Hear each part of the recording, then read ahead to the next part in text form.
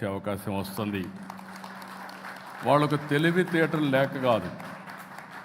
కంఠమనేని కూడా ఒక మారుమూల ప్రాంతంలోనే పుట్టాడు. జస్టిస్ రమణ గారు కూడా ఒక మారుమూల ప్రాంతంలో, ఒక గ్రామీణ ప్రాంతంలో పుట్టారు. నేను కూడా ఒక ఊరిలో పుట్టాను. 6 కిలోమీటర్లు నడిచి చదువుకున్నారు హై స్కూల్స్లో. అలాంటి నేనే కాదు, ఈరోజు పెద్ద పెద్ద మన ప్రియతమ నాయకుడు నందమూరి తారక రామారావు గారు కూడా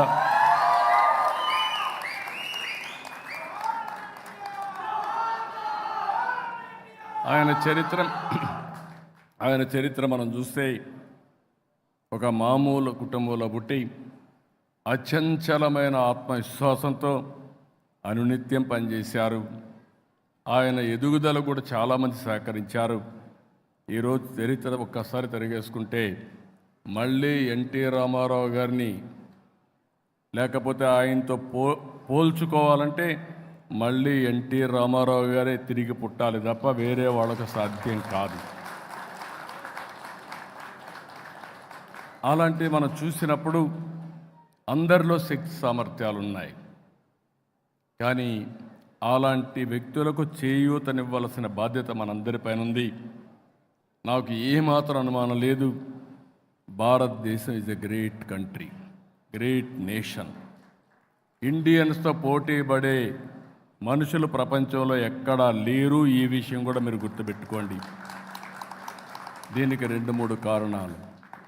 ఒకటి, 1991లో ఆర్థిక సంస్కరణలు, పోటీ ప్రపంచం ప్రారంభమైంది. 95లో నేను ఇవన్నీ స్టార్ట్ చేశాను. రెండోది, టెక్నాలజీ వచ్చింది. ఇంటర్నెట్ రెవల్యూషన్ ఎర్లీ 90స్లో వచ్చింది.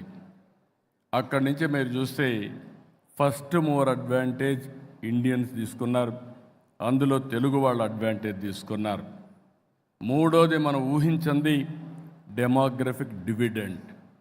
ప్రపంచంలో యంగ్స్టర్స్ ఉండే ఏకైక దేశం భారతదేశం.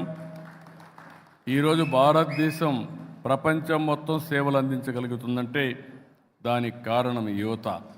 ఇక్కడ కూడా మీరు చూస్తున్నారు, ఈ ఈలలు కేకలు వస్తున్నాయంటే మా యూతే కేకలేస్తున్నారు, ఈలలు వేస్తున్నారు, ఎనర్జీ సృష్టిస్తున్నారు.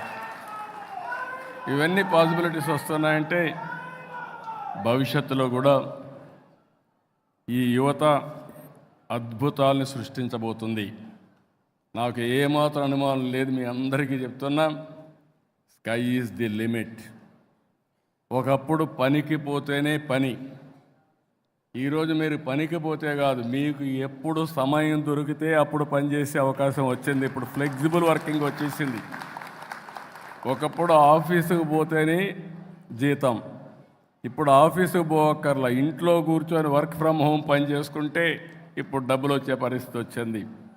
ఒకప్పుడు మగవాళ్లే పని చేస్తారనుకునేవాళ్ళు, ఇప్పుడు మీకంటే ఆదాయం ఆడబిడ్డలు ఎక్కువ సంపాదిస్తున్నారు.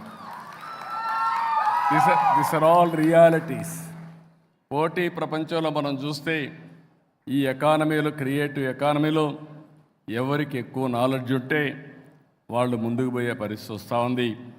ఈ పోటీ ప్రపంచంలో ఒకటే నేను చెప్తున్నా మీ అందరికీ, నేను కూడా ప్రపంచం ఏం జరుగుతుందో అధ్యయనం చేసి మీకు స్ఫూర్తినివ్వడం నా బాధ్యత, దాన్ని అందిపుచ్చుకోవడం తెలుగు జాతి బాధ్యత అని చెప్పి మరొక్కసారి మీ అందరికీ విజ్ఞప్తి చేసుకుంటూ, ఈరోజు తెలుగు వన్ స్ఫూర్తి పురస్కార గ్రహీతలు, నేను ఎందుకంటే అర్జెంటుగా మళ్ళీ అమరావతికి వెళ్తున్నాను కాబట్టి మీ అందరి అనుమతి తీసుకొని వీళ్ళందరికీ అభినందనలు చెప్పి నేను వెళ్ళాలనుకుంటున్నా.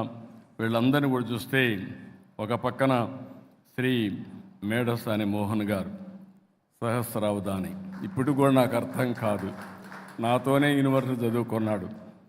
అప్పుడు మాకు ఒక తెలుగు ప్రొఫెసర్ ఉండేవాడు, ఆయన కంటే ఈయన మేధావిగా అప్పట్లోనే మేము గుర్తించాం, వాళ్ళ ప్రొఫెసర్ కంటే మేధావిగా. అలాంటి వ్యక్తి